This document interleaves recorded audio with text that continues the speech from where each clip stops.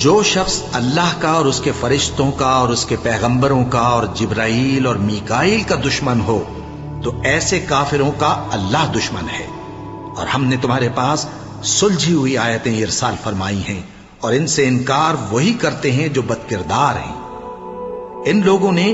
جب جب اللہ سے کوئی عہد کیا تو ان میں سے ایک فریق نے اس کو کسی چیز کی طرح پھینک دیا۔ حقیقت یہ ہے کہ ان میں اکثر بے ایمان ہیں، اور جب ان کے پاس اللہ کی طرف سے پیغمبر آخر الزماں صلی اللہ علیہ وآلہ وسلم آئے اور وہ ان کی آسمانی کتاب کی تصدیق بھی کرتی ہیں،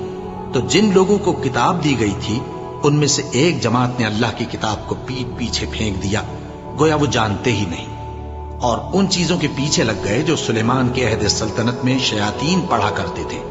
اور سلیمان نے مطلق کفر کی بات نہیں کی، بلکہ شیطان ہی کفر کرتے تھے کہ لوگوں کو جادو سکھاتے تھے۔